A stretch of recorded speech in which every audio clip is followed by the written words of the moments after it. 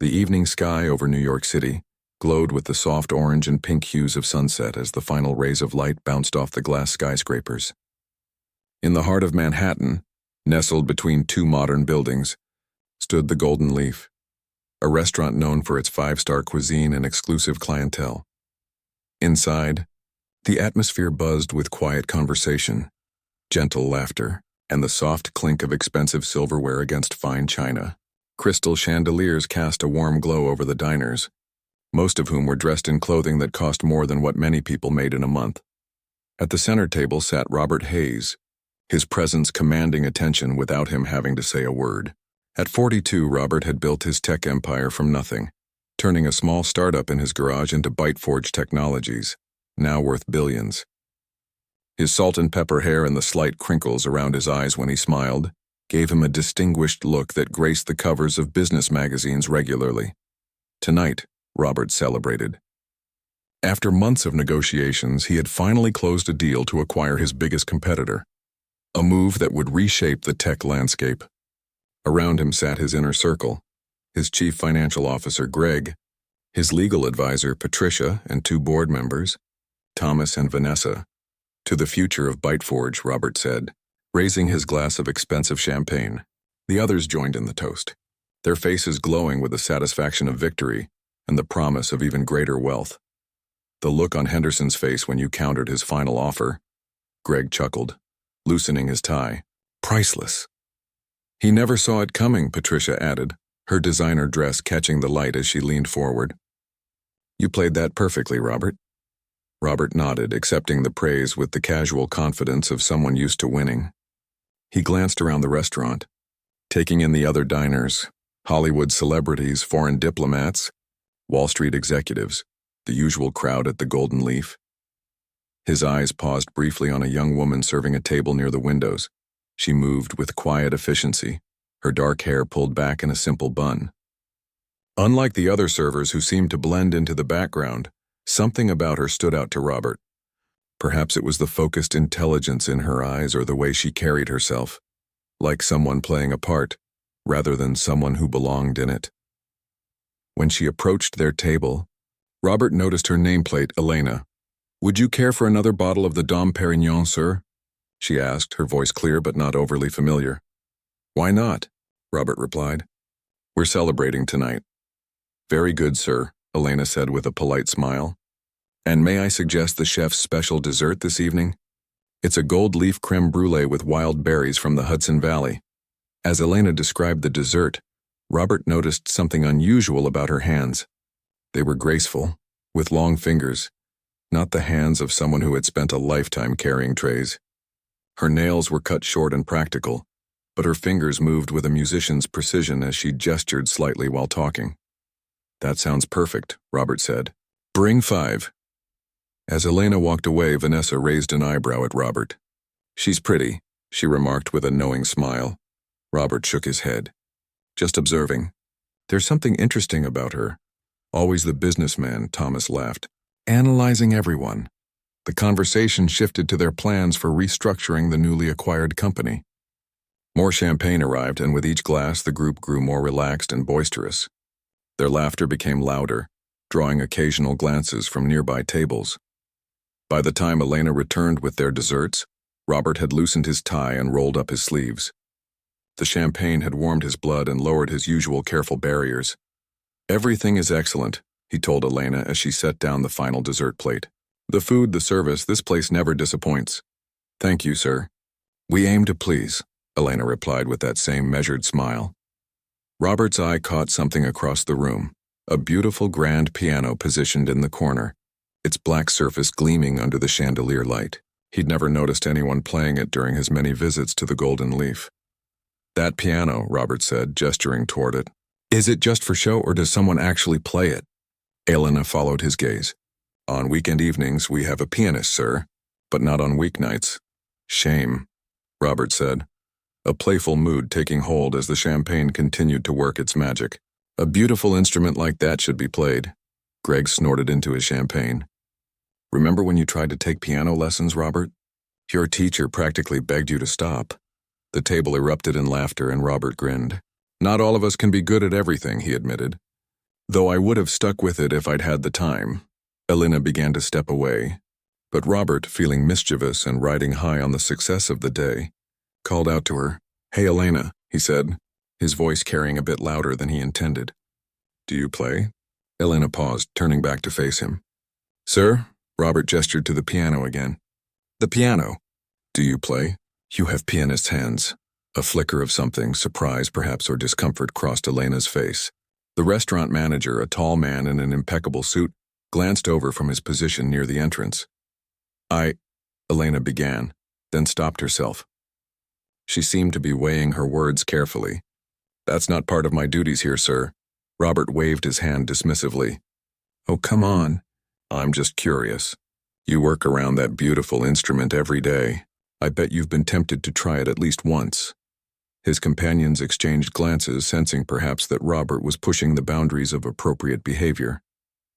Patricia cleared her throat softly, a subtle signal that he might be making the server uncomfortable. But Robert, caught in the moment and genuinely curious now, pressed on. "Tell you what," he said, pulling out his wallet and placing several large bills on the table. "Play us one song, anything you like, and this is yours.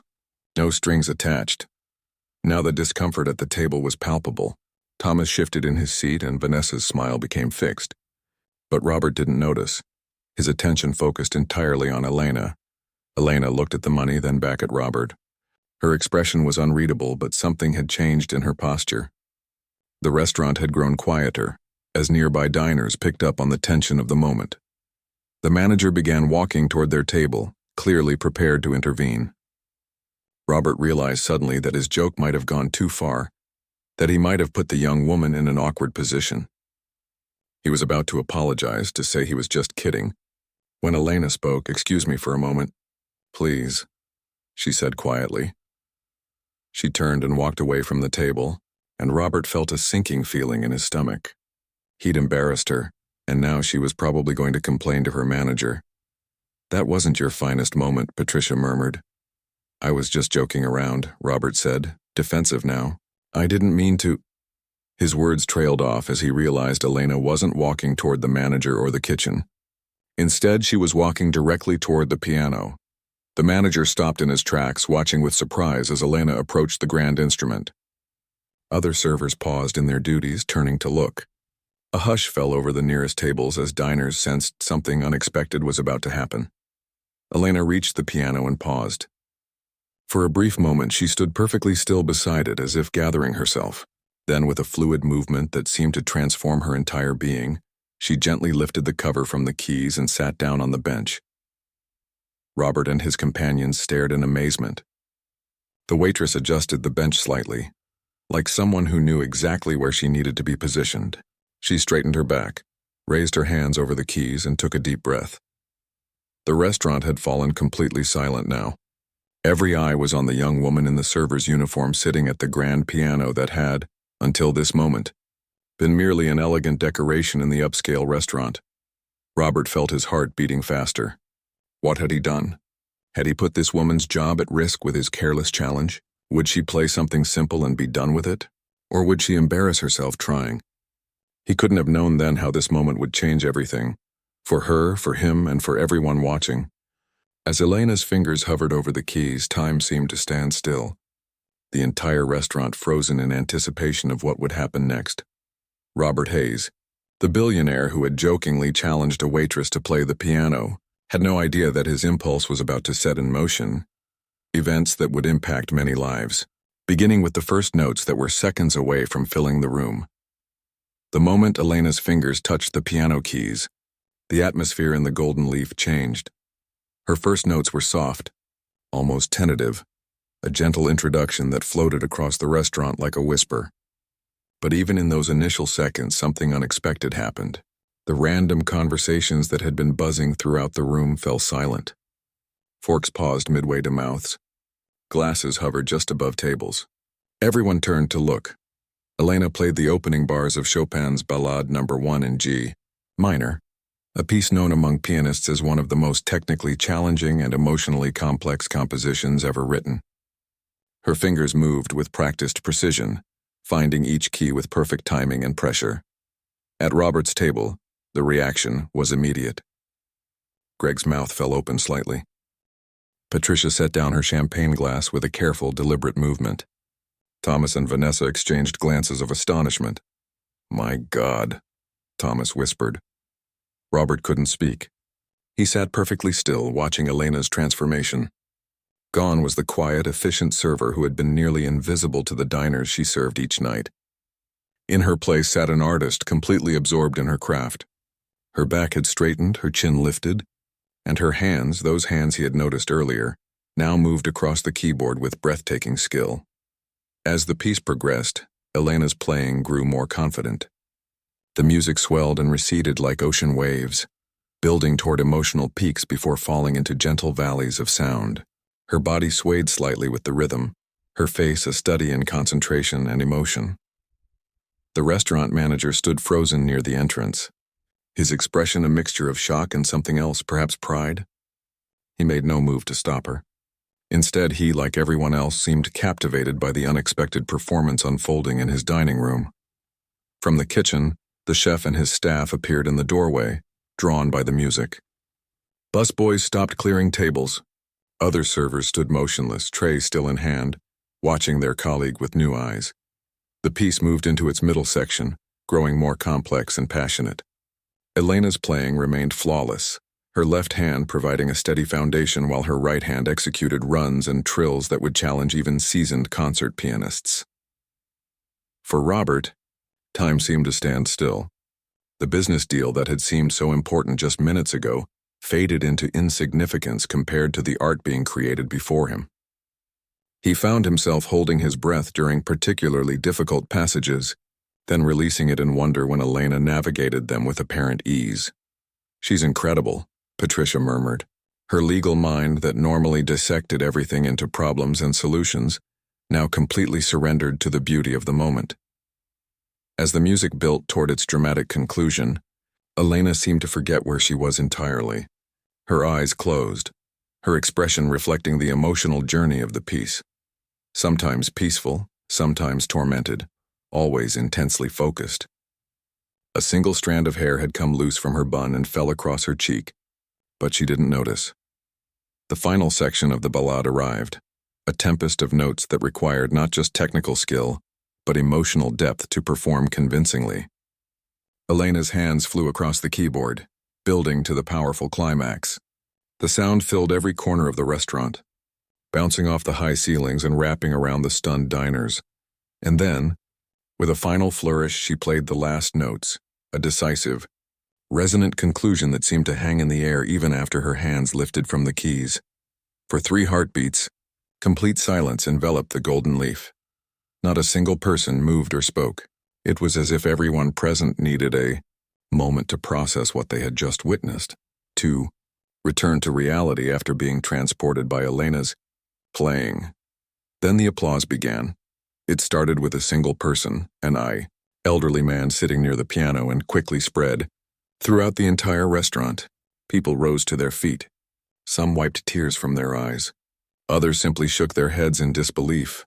At Robert's table, all 5 of them stood, clapping with genuine appreciation. Robert noticed that his own hands were trembling slightly as he applauded. Elena seemed to wake from a trance at the sound. She blinked, looking around as if surprised to find herself at the piano in the middle of her workplace, surrounded by applauding diners and colleagues. A flush spread across her cheeks, and for the first time since Robert had noticed her, she looked uncertain. She rose from the piano bench and gave a small, awkward bow. The applause intensified. Someone called out, "Bravo!" from across the room, and others joined in. Elena's eyes met Robert's briefly, and he saw something in them he couldn't quite interpret. Gratitude, perhaps, or challenge, or both. The restaurant manager approached her, and for a moment, Robert worried the man might reprimand her for abandoning her duties. Instead, the manager placed a hand on Elena's shoulder and whispered something in her ear that made her smile. A real smile this time, not the polite one she had offered customers all evening. The spell of the moment began to break as Elena stepped away from the piano. Conversations resumed, though every discussion now centered on the extraordinary performance they had just witnessed. The chef and kitchen staff retreated to their domain, though they cast admiring glances over their shoulders. Other servers returned to their duties, some patting Elena on the back as she passed. Robert watched as she made her way back toward their table. Her walk was different now, more confident, as if a weight had been lifted from her shoulders. When she arrived, she stood straight, no longer adopting the slightly deferential posture of service staff. "I believe this was the agreement," she said quietly, gesturing to the money Robert had placed on the table earlier. Robert shook his head, pushing the bills toward her. "I've heard professional concerts that weren't half as good," he said, finding it difficult to express the impact of her performance. "Where did you learn to play like that?" Elena hesitated, as if deciding how much to share. "Juilliard," she finally said. "I studied there for 2 years." "Juilliard?" Greg repeated, shocked. "And now you're—" He stopped himself, perhaps realizing how his question might sound. "And now I'm a waitress at the Golden Leaf," Elena finished for him, her voice matter-of-fact but not bitter. "Life takes unexpected turns sometimes. Why did you stop?" Patricia asked, genuine interest in her voice. "Your talent is extraordinary." Elena's eyes flickered with something, pain perhaps, or resignation. "Family circumstances," she said simply. "My mother got sick and my younger brothers and sister needed support. Music school doesn't pay the bills." The table fell silent, the celebration of their business deal now seeming shallow in comparison to the real-life struggle Elena had just hinted at. Robert studied her face, seeing it truly for the first time. Behind the composed server's expression was a story, one of sacrifice, of dreams deferred, of responsibility shouldered at a young age. "Do you still play?" he asked. "Outside of work, I mean." A small smile touched Elena's lips. "When I can. I have a keyboard in my apartment, nothing like this," she gestured to the grand piano, "but it keeps my fingers nimble." Just then the manager approached their table. "I apologize for the interruption in your service," he said formally, though his eyes shone with pride when he glanced at Elena. "Please allow me to offer the table a complimentary round of our finest cognac." "No apology necessary," Robert replied. "This was the highlight of our evening. Of many evenings, actually." The manager nodded appreciatively, then turned to Elena. "When you've finished here, please take your break." 15 minutes. "Thank you, Michael," she said. After the manager walked away, Robert leaned forward slightly. "Will you get in trouble?" "For playing, I mean." Elena shook her head. "Michael used to be a musician himself before he went into restaurant management. He's always known I played. He caught me once after hours when I thought everyone had gone home. He's been kind about it." A commotion near the entrance drew their attention. A group of diners was leaving, and several stopped to speak to Elena, complimenting her performance. She accepted their praise with grace but seemed uncomfortable with the attention. "I should get back to work," she said, turning to Robert and his companions. "Thank you for the opportunity." As she began to turn away, Robert found himself speaking without having planned the words. "Wait," he said. "I'd like to hear more about your music, about you. Would you consider meeting me for coffee sometime? Just to talk?" he added quickly, seeing her hesitation. "Professional interest only." Elena regarded him carefully, as if weighing his sincerity. "I'm not looking for a patron." "Mr. Hayes," she said with unexpected directness. Robert blinked, surprised both that she knew his name and by her candid response. "Just a conversation," he said. "Musician to—" Admirer of music. For a long moment she considered his request.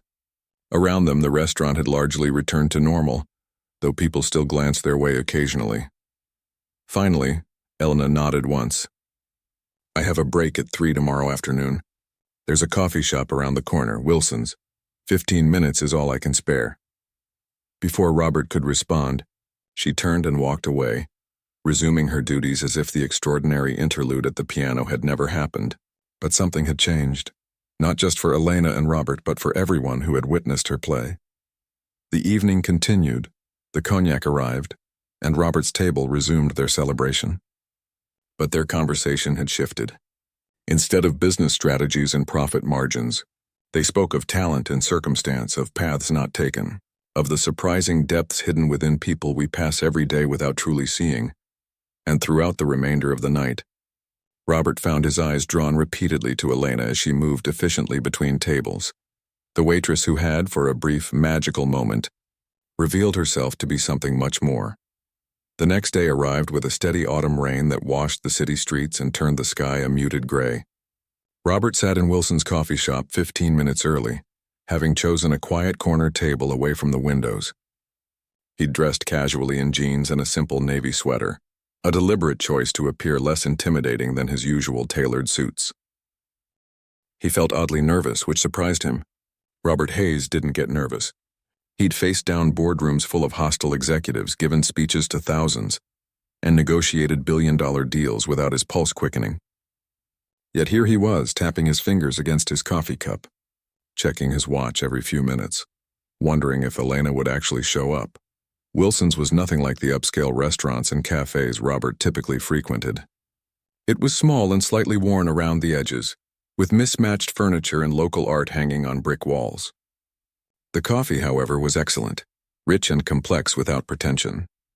The kind of place that survived in New York not because of hype or Instagram appeal, but because it did one thing exceptionally well. At exactly 3 o'clock, the door opened, bringing with it a gust of damp air and Elena. She paused just inside, scanning the room until her eyes found Robert. She wore simple black pants and a blue button-down shirt, probably her uniform for the lunch shift, with a weathered leather jacket that looked like it had been well-loved for many years. Her dark hair was pulled back in the same practical bun as the night before, though a few strands had escaped in the rain. Robert raised his hand in a small wave, and Elena made her way to his table. He noticed she walked differently here than she did at the Golden Leaf, more natural, less measured. The coffee shop seemed to be familiar territory for her. "You came," Robert said as she sat down across from him. "I said I would," Elena replied simply, "though I only have 15 minutes. She glanced at her watch, an inexpensive digital model that looked out of place on the wrist of someone who could create such beauty. "Can I get you something?" Robert asked, gesturing toward the counter. "Already taken care of," she said. As if on cue, the barista called out, "Elena," and placed a mug on the counter. "They know me here," she added with a small smile, rising to retrieve her drink. When she returned, Robert noticed it was just plain black coffee. No fancy syrups or elaborate foam designs. "I've been thinking about your performance," Robert began, trying to find the right words. "It was extraordinary." "Thank you," Elena said, wrapping her hands around the warm mug. "But I doubt you asked me here just to compliment my playing." Direct and to the point, another difference from the careful server persona she'd displayed at the restaurant. Robert found himself appreciating her straightforwardness. "You're right," he admitted. "I'm curious about your story. You mentioned Juilliard, family circumstances, but there's clearly more to it." Elena took a sip of her coffee, studying him over the rim of her mug. Her eyes were dark and intelligent, assessing whether he was truly interested or just making conversation. "What do you want to know?" she finally asked. "Everything," Robert replied honestly. How someone with your talent ends up serving overpriced meals to people who probably don't deserve them. "Including me," he added with a self-deprecating smile. Elena set down her mug and seemed to make a decision. "I was 14 when my piano teacher realized I might have what she called something special. She arranged for me to audition for a pre-college program. I got in with a partial scholarship, which meant every Saturday my mom would take the bus with me from Queens to Manhattan for lessons." She spoke matter-of-factly, without self-pity or dramatic emphasis. "By 17, I was accepted to Juilliard with a scholarship that covered most of the tuition. It felt like everything I'd worked for was finally happening." "I can imagine," Robert said, though in truth he couldn't really. His own path had been different. Privileged schooling, followed by college, followed by a tech career that had skyrocketed, thanks to both talent and lucky timing. "For 2 years, it was everything I'd dreamed of," Elena continued. "The work was hard, the competition was intense, but I was where I belonged. Then my mom got sick, pancreatic cancer." Her voice remained steady, but her fingers tightened around her mug. "Treatment was expensive, even with insurance. And my brothers and sister were still in school. Luis was 16, Ana was 14, and Miguel just 12. Robert nodded, beginning to understand. "I tried to make it work. Took a leave of absence, thinking it would be temporary. Got 3 jobs, waiting tables at night, giving piano lessons to rich kids in the afternoon. Administrative work in the mornings. But it wasn't enough." She shrugged, a small gesture containing years of struggle. Eventually, I had to make a choice. My family needed me more than the world needed another pianist. That's quite a sacrifice, Robert said quietly. Elena looked up at him, her expression suddenly fierce. It wasn't a sacrifice. It was the only option. Family comes first, always. Of course, Robert said quickly. I didn't mean to suggest otherwise. Her expression softened slightly. Sorry, it's just... People often act like I made some noble choice. There was no choice. You do what you have to do. For a moment, they sat in silence. Through the rain-streaked windows, Robert could see people hurrying past with umbrellas and raincoats, each caught up in their own lives, their own struggles and triumphs that strangers would never know about. Your mother? He asked gently. She passed away 3 years ago, Elena said. But the medical bills didn't die with her. And Luis is in college now, first in our family. Anna's applying this year. And your music? Robert asked. A complicated expression crossed Elena's face. Wistfulness, resignation, and perhaps a hint of lingering hope. It's still there. I play when I can. That keyboard I mentioned isn't much, but it keeps me connected. Sometimes I sneak practice time on the piano at the Golden Leaf before opening or after closing. Michael lets me, as long as I'm discreet. She glanced at her watch again. I should go. My break's almost over, and it takes 7 minutes to walk back. Wait, Robert said as she began to gather her things. I have a proposition for you. Elena's expression immediately closed off. Mr. Hayes. Not that kind of proposition, Robert said quickly. A business one. Professional. She settled back in her chair, wariness still evident in her posture. I'm listening. I have connections in the music world, friends on the boards of various arts organizations, people who fund scholarships, arrange performances. He leaned forward slightly. Let me help you. Not as charity, he added, seeing her begin to protest. As an investment in talent. An investment, Elena repeated, her tone skeptical. Yes, I've built my career by recognizing potential and knowing when to take calculated risks. You're as talented as any concert pianist I've ever heard. The world should get to hear you play. Elena's eyes narrowed slightly. And what would you get out of this? Investment? Robert hadn't expected the question, but he appreciated her directness. Honestly, the satisfaction of being part of something meaningful. The tech world is exciting, but sometimes I wonder what it all adds up to. Apps and algorithms don't move people the way your music did last night. He could see she wasn't entirely convinced. Look, he continued, I'm not suggesting you quit your job tomorrow. Just let me make some introductions, see where it leads. No strings attached. There are always strings attached, Elena said quietly. Not this time, Robert insisted. Think of it as repayment for one of the most extraordinary musical experiences I've ever had. Elena studied him for a long moment, and Robert had the uncomfortable feeling she was seeing. Past his carefully constructed persona to something underneath, something he usually kept hidden even from himself. I need to get back to work, she finally said, standing up. But I'll think about it.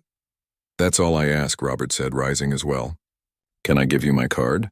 My personal number is on the back. She accepted the card, glancing at it before tucking it into her jacket pocket. I'll be in touch. Whether the answer is yes or no, she added firmly. I'll look forward to it. Either way. Elena nodded once, then turned and walked toward the door.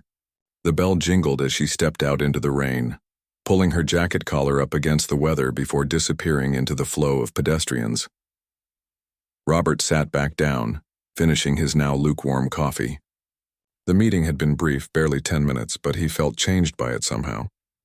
Elena's story had touched something in him that had been dormant for a long time. His phone buzzed with a message from his assistant. Board meeting in 30 minutes. Car waiting outside, the real world calling him back. Robert left cash on the table to cover both drinks and a generous tip, then headed for the door. Outside, his driver stood holding an umbrella, ready to usher him into the warm, dry comfort of his town car. As they pulled away from the curb, Robert looked back at Wilson's coffee shop, then at the rainy street where Elena had disappeared moments before.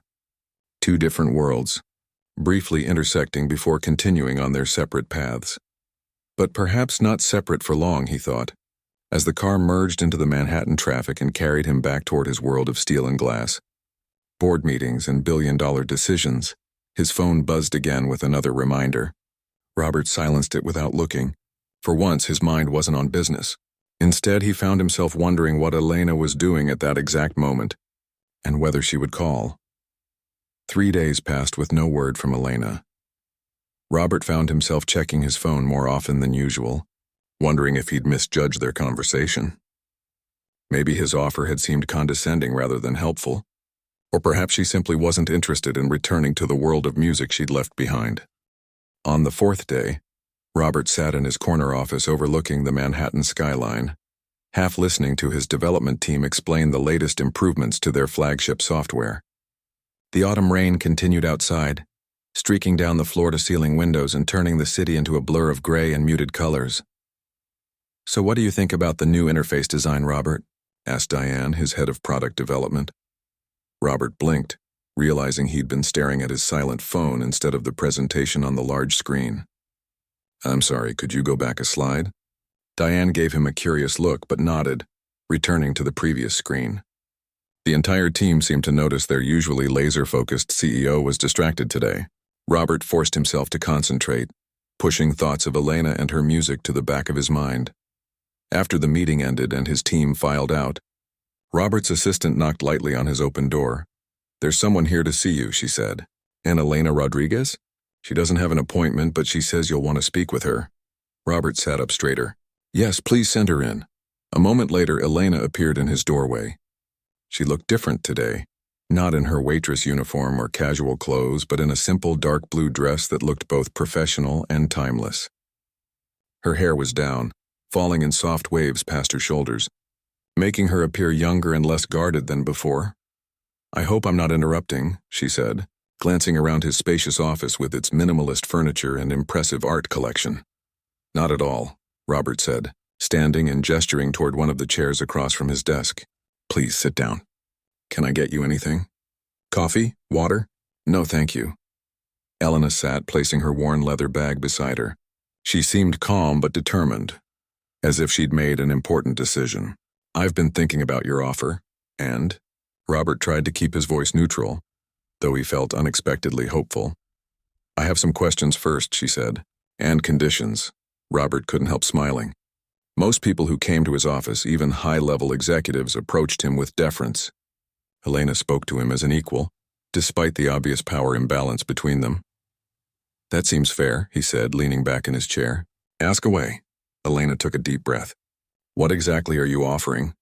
I need specifics, not vague promises about connections and introductions. Direct and practical." Robert was beginning to understand this was fundamental to her character. "I'd like to sponsor your return to music school to complete your degree," he said plainly. "Full tuition, plus a stipend to cover living expenses so you can focus on your studies without working 3 jobs. And yes, introductions to people who can help your career afterward. Concert promoters, recording studio executives, competition organizers." Elena's expression remained carefully neutral. "That's generous, but I have responsibilities." "My family would also be taken care of," Robert said. "A fund to cover your brother's college expenses and your sister's when she's ready. Healthcare costs. Whatever is needed so you don't have to choose between your family and your music." Elena's composure faltered slightly. She looked down at her hands, which were clasped tightly in her lap. "Why would you do this? You barely know me." It was a fair question, one Robert had asked himself repeatedly over the past few days. Why did this matter so much to him? "I've spent 20 years building a company that makes useful products," he said slowly. "We solve problems, make life more efficient, connect people. But in all that time, nothing my company has created has moved people the way your music did in those few minutes at the Golden Leaf." He stood and walked to the window, looking out at the rain-soaked city. "When you played that night, you reminded me of something I'd forgotten. That there's more to life than quarterly reports and market share. That true art can touch something essential in people." Robert turned back to face her. "I want to help you not because I feel sorry for you, but because the world needs your gift. And selfishly, I want to be part of making that happen." Elena studied him for a long moment, as if trying to read the truth behind his words. "And what happens if I fail? If I can't catch up to my peers who've had years of continuous training while I've been serving drinks and washing dishes?" "Then you'll have tried," Robert said simply. "No one can ask more than that." She nodded slowly, then reached into her bag and pulled out a folded piece of paper. "These are my conditions," she said, handing it to him. Robert unfolded the paper and read, "My family's needs come first, always. If there's ever an emergency, I need the freedom to put my studies on hold without losing the scholarship. I'll accept help with tuition and reasonable living expenses, but no extravagant gifts or displays of wealth. I'll continue working part-time at the Golden Leaf until the end of the semester. I won't leave my co-workers short-staffed without proper notice. Any future performance opportunities must be earned on merit, not bought. Your connections can open doors, but I walk through them on my own talent. This arrangement remains private. No press releases, no social media stories about the generous billionaire and the waitress pianist." Robert looked up from the paper, impressed by her foresight and practicality. "These all seem reasonable," he said. "I'd like to add one condition of my own, if I may." Elena raised an eyebrow. "Which is?" "That you play for me occasionally," he said. "Private performances, no audience. Just to remind me why all of this matters." She considered this for a moment. "As long as it's on my schedule, not yours." "My studies come first." "Agreed," Robert said. He set the paper down on his desk and extended his hand. "Do we have a deal, Ms. Rodriguez?" Elena hesitated for just a second before reaching out to shake his hand. "We have a deal, Mr. Hayes." As their hands met, Robert felt a strange certainty that this moment was significant, that both their lives were about to change in ways neither could fully predict. "So what happens now?" Elena asked, withdrawing her hand. Robert smiled. "Now we get you back to Juilliard. I'll make some calls this afternoon. With your permission, I'd like to arrange an audition for the spring semester." For the first time since he'd met her, Elena's carefully maintained composure cracked completely. Her eyes widened with a mixture of hope and fear. "So soon," she whispered. "Is that a problem?" She shook her head slowly. "No, it's just real now. This is actually happening. Second thoughts?" Robert asked gently. Elena straightened her shoulders, determination replacing vulnerability. "No, I'm ready." Then she added with surprising humor, "Though I should probably start practicing more than an hour a day on my cheap keyboard." "I might be able to help with that too," Robert said. "There's a Steinway concert grand in my apartment that never gets played. It was more of a decoration than an instrument, I'm embarrassed to say. You have a Steinway just sitting there?" Elena looked genuinely shocked, perhaps for the first time fully grasping the magnitude of Robert's wealth. "Guilty," he admitted, "but it's properly maintained. My housekeeper makes sure it's regularly tuned even though no one plays it. That's..." Elena seemed to struggle for words. "Wasteful? Extravagant? I know," Robert said. "But now it can serve a purpose. The apartment has a private elevator. You can come practice whenever you want, day or night. I'm rarely there anyway, too busy here." He gestured around his office. Elena was quiet for a moment, processing everything. Then she stood, gathering her bag. "Thank you," she said simply. "I won't waste this opportunity." "I know you won't," Robert replied. "That's why I'm offering it." She nodded once, then turned to leave. At the door, she paused and looked back. "The night you asked me to play at the restaurant, was it really just a joke? Or did you somehow know?" Robert considered the question. "Honestly, I noticed your hands. They didn't look like a waitress's hands. They looked like they were meant for something else." He smiled slightly. "But I had no idea what I was about to hear. You surprised everyone that night, including me." A small smile touched Elena's lips. "Good," she said. "I like surprising people." With that, she was gone, leaving Robert standing in his office, with the strange feeling that he'd just set something important in motion. Something that would ripple outward in ways he couldn't yet imagine. He picked up his phone and dialed a number he hadn't used in years. "David? It's Robert Hayes. Yes, it's been a while. Listen, I need a favor. It's about a pianist, the most talented one I've ever heard. I want to help her get back to Juilliard. Can you connect me with the dean of the music school?" Outside, the rain had finally stopped. Sunlight broke through the clouds, illuminating the city in a golden glow that made everything look new and full of possibility. 1 year later, the same autumn rain fell on New York City, turning the streets into rivers of reflected light. Inside the Golden Leaf restaurant, tables were being set for the evening service. Crystal glasses polished to perfection, white tablecloth smoothed by practiced hands. The restaurant looked much the same as it had a year before, but one thing was different. A small sign now stood on an easel near the entrance. Special performance tonight. Elena Rodriguez, pianist. PM.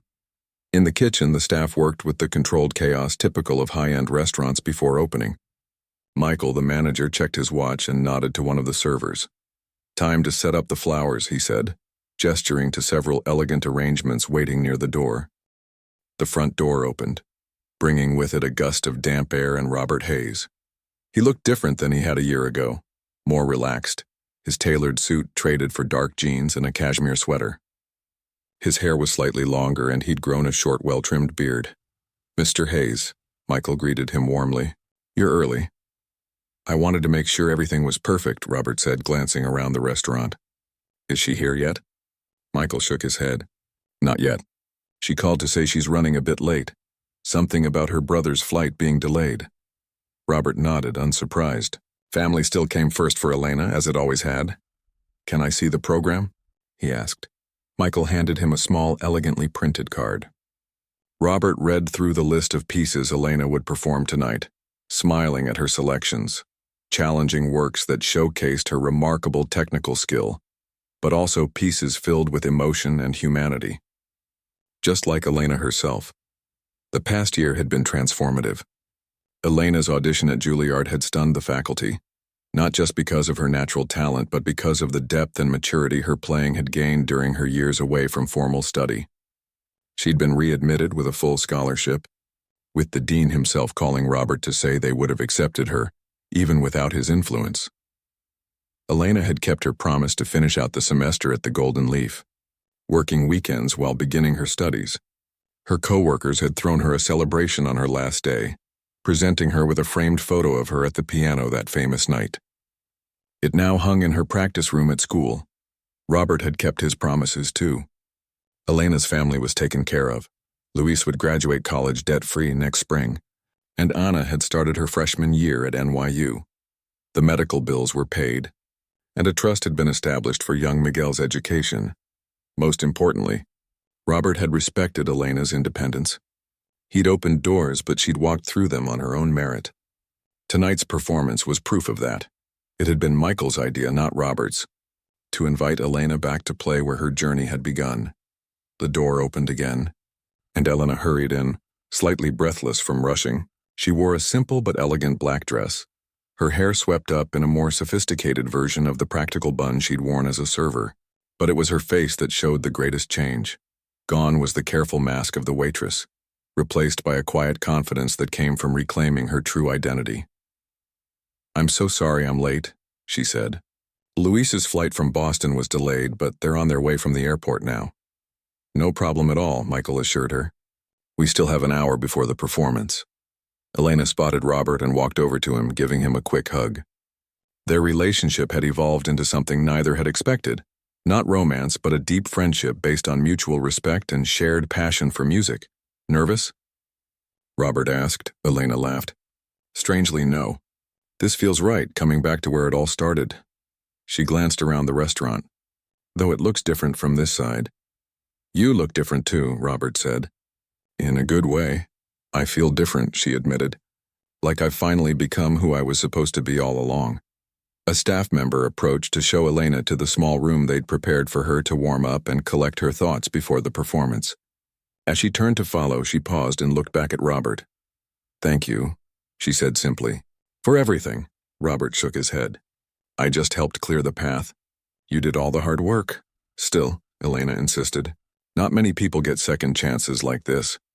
With that, she disappeared into the back of the restaurant, leaving Robert to help Michael with the final preparations. The restaurant filled quickly that evening. Word had spread about the special performance, and many of the Golden Leaf's regular customers had made reservations weeks in advance. But there were new faces too.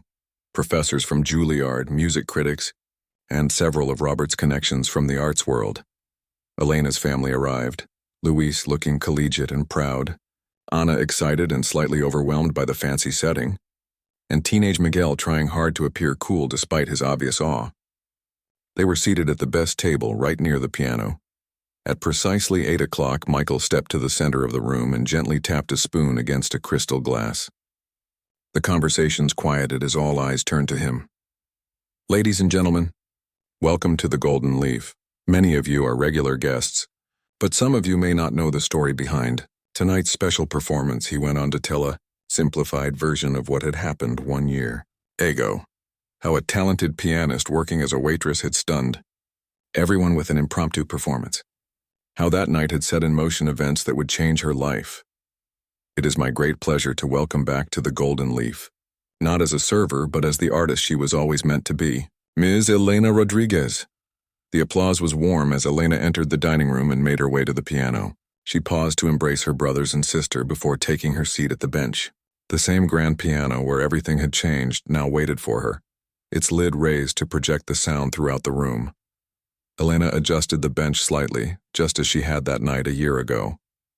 But this time there was no hesitation, no moment of uncertainty. She belonged here. She began with Chopin's Ballad No. 1 in G minor, the same piece she had played that fateful night. But this time her performance had new dimensions. The technical skill was even more impressive, but it was the emotional depth that truly captivated the audience. Every note told part of her story. The struggle, the sacrifice, the joy of return. Robert watched from a corner table, deliberately staying in the background. This was Elena's night, not his. As the music filled the room, he found himself thinking about the strange, wonderful ways life could change in an instant. How a casual joke, "Do you play?" had altered the course of 2 lives forever.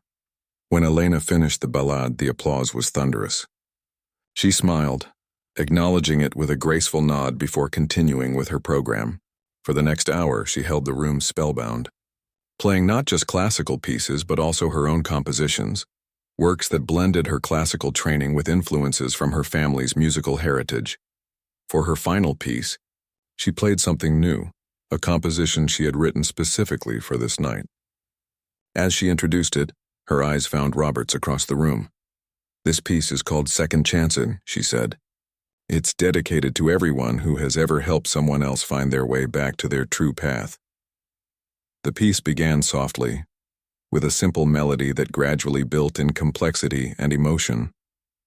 It spoke of loss and discovery, of dreams deferred and then reclaimed. By the time she played the final, triumphant chords, there were tears in many eyes throughout the restaurant. The standing ovation lasted for several minutes. Elena rose from the piano, bowing deeply to acknowledge the appreciation. Her family rushed to embrace her, followed by former co-workers who had come to support their friend. Later, as the crowd began to thin and Elena spoke with admirers, Robert slipped outside into the cool night air. The rain had stopped, leaving the streets glistening under the city lights. He felt a deep satisfaction that went beyond anything he'd experienced in business. He was about to call his driver when the restaurant door opened behind him. "Leaving without saying goodbye?" Elena asked, joining him on the sidewalk. "I didn't want to intrude," Robert said. "This is your moment," Elena shook her head. "It's our moment. I wouldn't be here without you." "You would have found your way eventually," Robert said. "Talent like yours can't stay hidden forever." "Maybe," Elena conceded. "But it might have been too late. You gave me back time, the most precious gift anyone has ever given me." Robert smiled. "And you gave me something too. A reminder of why art matters, why beauty is worth fighting for." They stood in comfortable silence for a moment, watching the city move around them. "What happens now?" Robert asked finally. Elena looked up at the night sky where a few stars were visible despite the city lights. "Now I keep playing.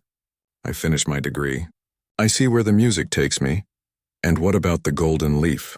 Robert gestured back toward the restaurant. "Will you come back and play again?"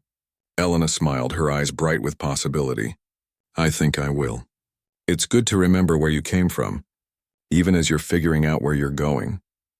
As if on cue, her family emerged from the restaurant, calling for her to join them for a late celebration dinner. "I have to go," she said. "Family tradition." Robert nodded. "Of course." Before turning to leave, Elena reached out and squeezed his hand briefly. "See you at next week's lesson?" "I'll be there," Robert promised. He watched as she joined her family, their laughter floating back to him as they walked away down the wet street. Inside the Golden Leaf, the staff was clearing tables, returning the restaurant to normal, But nothing would ever be quite the same again. Not for Elena, not for Robert, and not for anyone who had been touched by the music that began with a casual joke and a moment of courage.